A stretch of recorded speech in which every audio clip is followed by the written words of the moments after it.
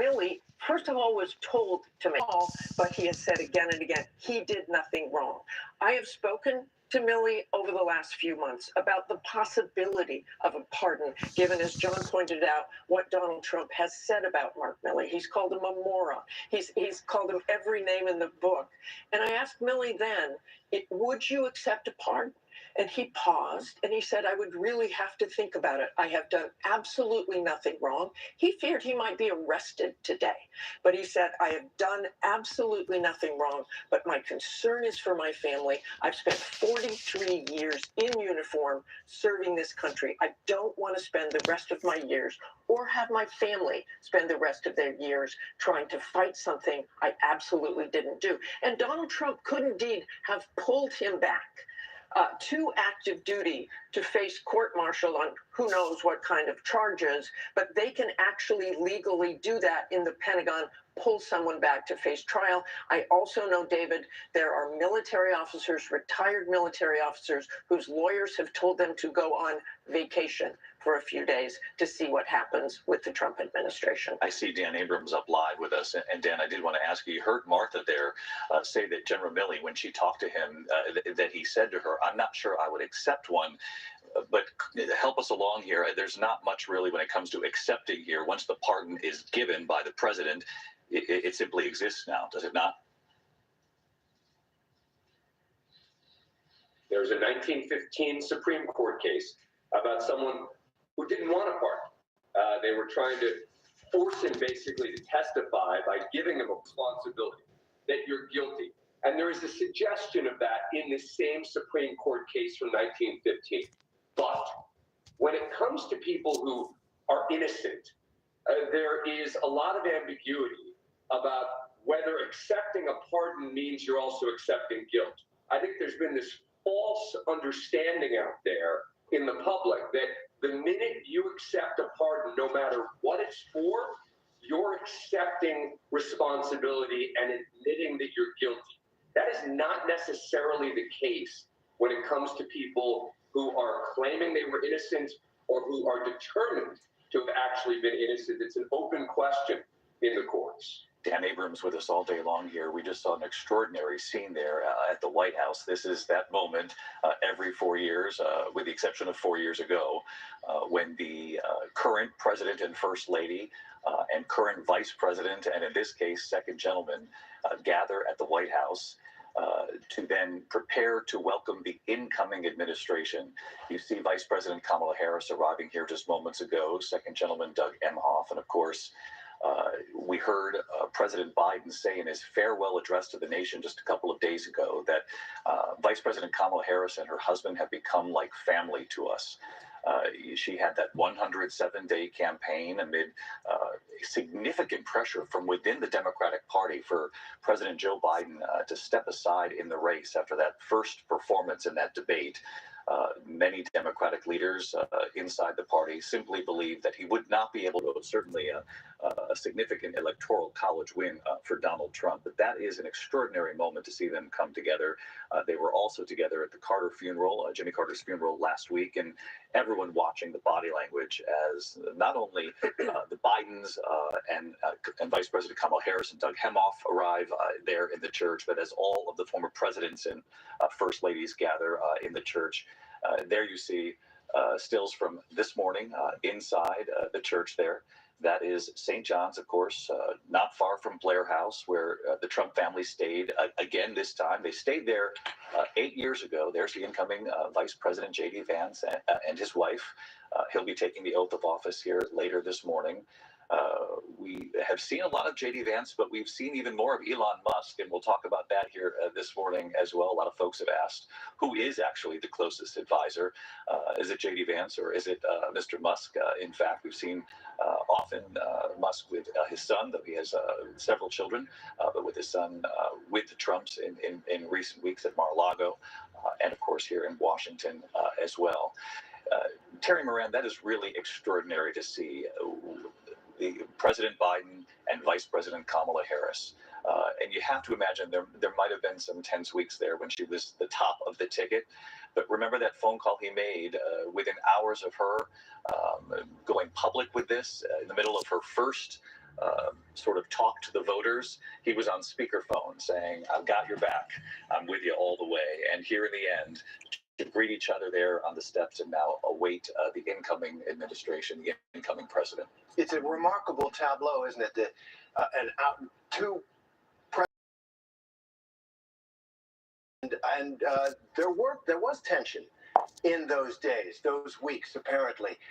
Kamala Harris really, in many ways, turned her back on Joe Biden. She didn't run on the Biden record as much. It was hard to say in sometimes what she ran on, but in that picture there, the president and the vice president together again, doing the right thing, in the peaceful transfer of power. They're ready to greet President-elect Trump, in a way that obviously, as you said, hadn't been done 4 years ago.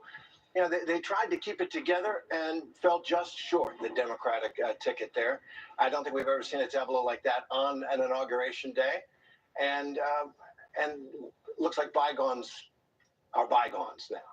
Our live cameras trained on St. John's. You're not going to miss a moment here. The moment that the Trumps emerge from the church, we'll bring that to you. In fact, here it is right here. The incoming president, he will be the 47th president, as you know, after having been the 45th. There is the First Lady, Melania Trump, soon to be First Lady again, emerging from that church. They stayed at Blair House, I mentioned a moment ago, and that's where they stayed 8 years ago, though there were questions right up until the 11th hour about whether or not they would stay there. Donald Trump's body man went and saw it ahead of time and said, Mr. Trump, it's small.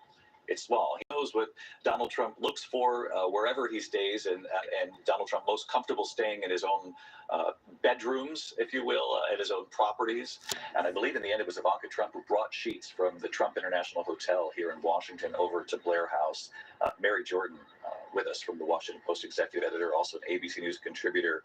Mary, you remember when he wasn't quite sure if Blair House was going to do it for him, but he ended up doing it anyway. The Secret Service had to convince him to stay at Blair House, where I mean, Churchill, the Queen of England, it was good enough for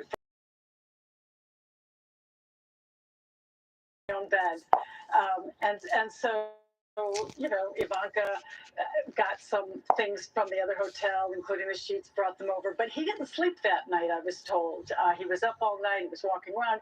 He was like, "There's so many grandkids here, and I have so many houses, but under one roof, right? I mean, he has Mar-a-Lago, Bedminster, Trump Tower, and now the White House. So normally the Trump family doesn't bed in overnight. They were all last night in Blair House, as they were in 2017, and Donald said there was too much commotion, too much going on. So we'll see if he looks a bit more rested this time. If he got any sleep at Blair House this time, if he let the grandchildren, as many of the grandchildren maybe come to Blair House. But again, he did decide to return as is tradition. Blair House, of course, is kept up by the Department of State that for, as Mary mentioned, visitors to this country, other heads of state, members of other governments. We did just see moments ago the incoming president and the incoming first lady, Donald Trump, Melania Trump, leaving St. John's there after the morning service. We also know over at the White House moments ago, President Biden and the first lady greeting Kamala Harris and Doug Emhoff. Here's the moment. Again, a short time ago, the Trump family emerging from the church. And what this must be like for them, John Carl, to be back 8 years later, returning to that church, having spent the night at Blair House, and having left amid so many questions and amid those poll numbers that were so low after January 6th, the country truly divided. It still is, but divided, and the world had watched that play out. And now to return 8 years later, and he's calling the shots, he's doing the inviting. It's quite a remarkable course of events over the last.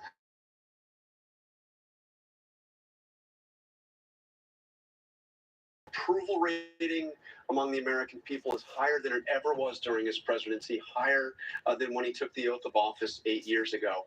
And we've talked about it as this greatest comeback in the history of American politics. I mean, you have to consider not just because he lost 4 years ago, but because he didn't accept that loss. He faced an impeachment for how he tried to stop that loss from being certified by the Congress. He then faced local prosecutions in Georgia and New York. And through it all, he comes and he wins a victory bigger than his victory 8 years ago.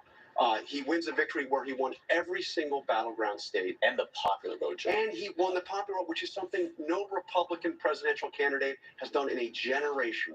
It's not since George W. Bush's reelection in 2004. And there he is at Blair House. And one other point about Blair House, David, he stayed there last time, as you mentioned, the day before the inauguration. There was an incident. It was never reported at the time because it's highly shrouded in secrecy.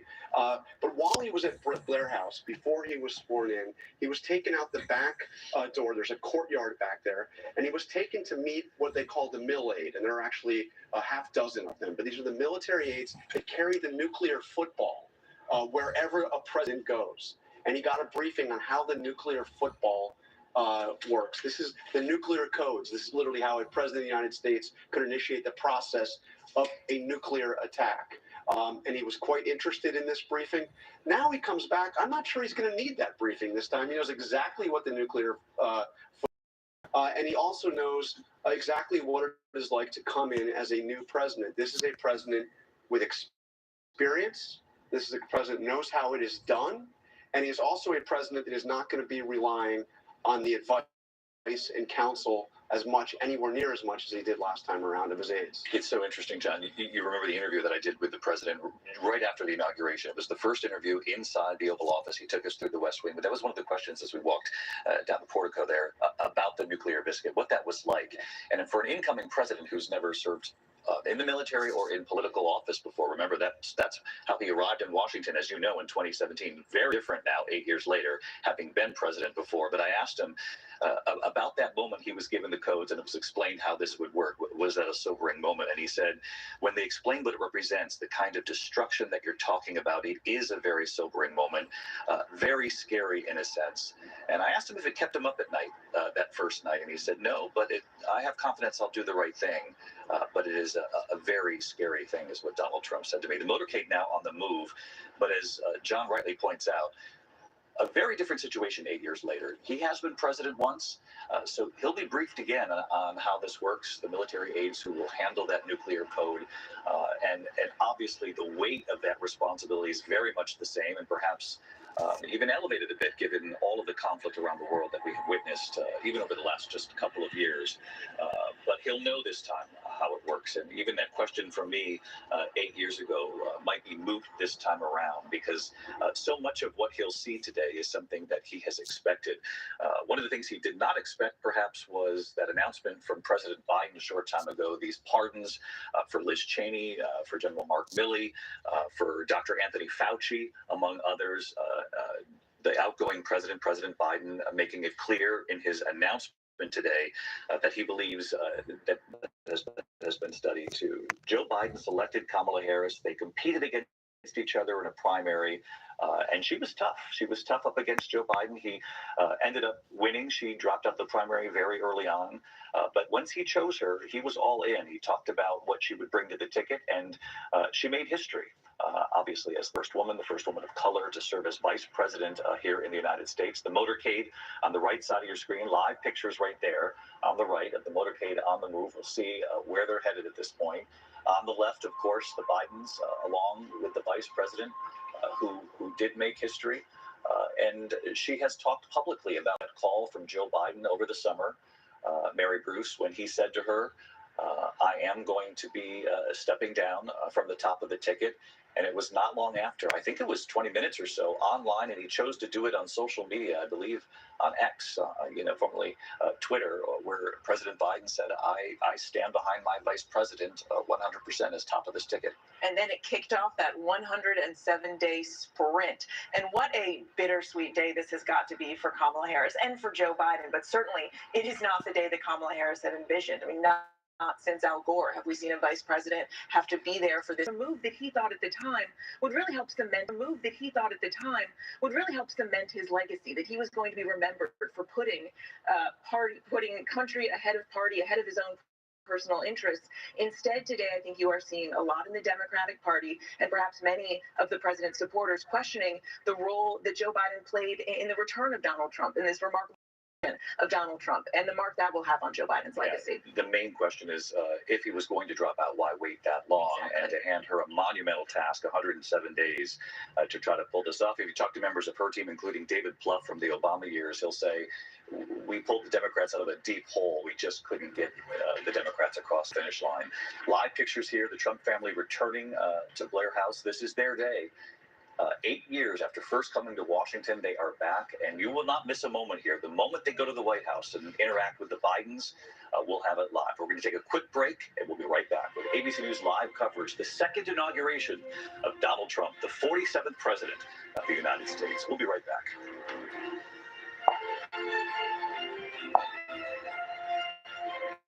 ABC News live.